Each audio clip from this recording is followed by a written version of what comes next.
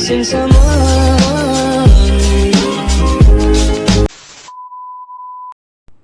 Bismillahirrahmanirrahim.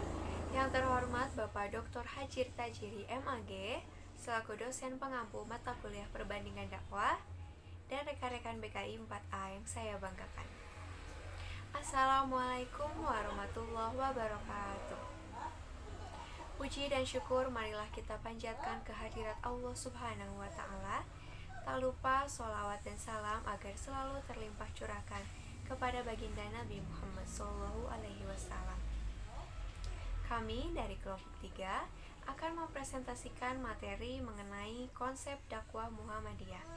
Namun sebelumnya, izinkan saya, Anissa Siti Andiara, selaku moderator pada kesempatan kali ini untuk memperkenalkan anggota kelompok kami, yaitu Ahmad Maulana Ishak, Aida Mutmainnah, Asri Dewi Nurrahmi, Ashifa Widya Safira, Askia Miskatu Zahra, Azmi Muharika, Dea Riana, Diana Yulianingsih, dan Asker Ali Al-Farabi.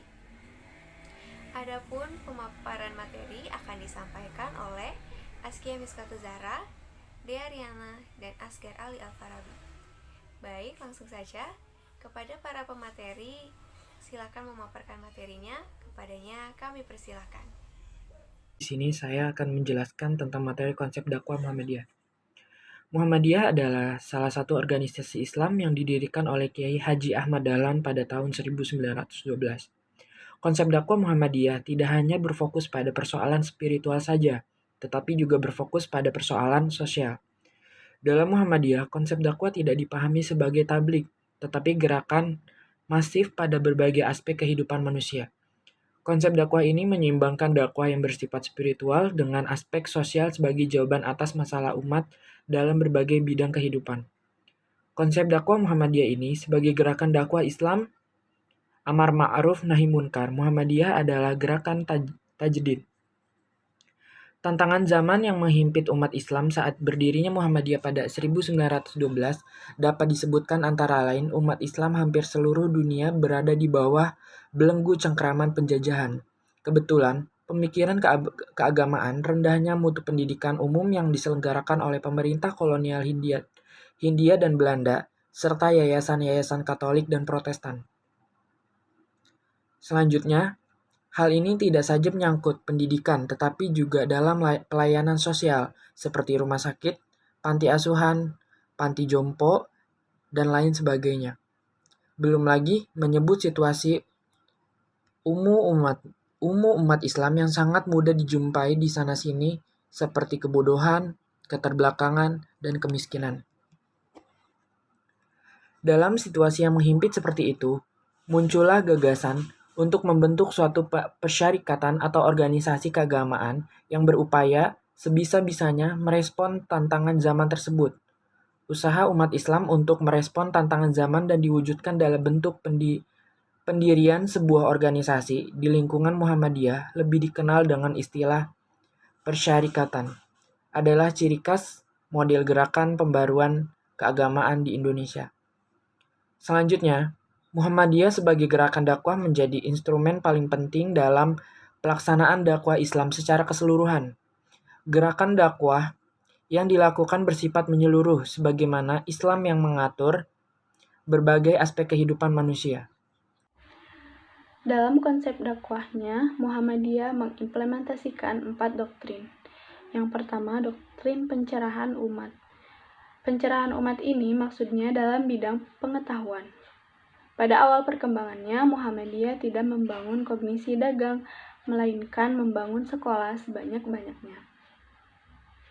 Hal tersebut dikarenakan jika umat Islam memiliki banyak ilmu pengetahuan, maka Islam dapat merebut ilmu yang hilang dan menumpas kebodohan yang ada pada masyarakat Indonesia pada masa itu. Dan juga agar umat Islam tidak terus terbelenggu dalam jurang kebodohan. Yang kedua, doktrin menggembirakan amal soleh. Doktrin iman tanpa amal soleh begitu melekat pada konsep dakwah Muhammadiyah. Menurutnya, fungsi dari sebuah organisasi adalah untuk mobilisasi atau dalam bahasa Muhammadiyah yaitu untuk menggembirakan amal soleh. Sebelum adanya Muhammadiyah, Amal soleh yang dilakukan oleh masyarakat hanya bersifat kecil dan berasal dari inisiatif individual. Namun, setelah Muhammadiyah lahir, kemampuan dan semangat beramal terus berkembang menjadi amal soleh yang dilakukan oleh individu dan dapat dipadukan lewat sebuah organisasi. Kemudian yang ketiga, doktrin kerjasama untuk kebaikan.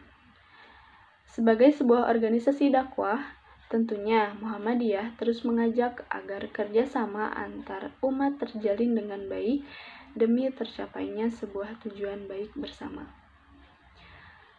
Yang keempat, doktrin tidak berpolitik praktis.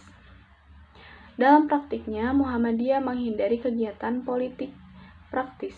Konsep dakwah Muhammadiyah adalah membina umat dengan nilai-nilai Islam, yang berarti Muhammadiyah telah ikut mempersiapkan manusia-manusia yang berakhlak, memegang nilai-nilai dan norma-norma moral secara kuat, sehingga tatkala manusia-manusia tersebut masuk ke gelanggang politik praktis, mereka tidak akan menjadi homo politikus yang mengejar kekuasaan demi kekuasaan semata. Saya, Dayariana, akan melanjutkan pemaparan materinya.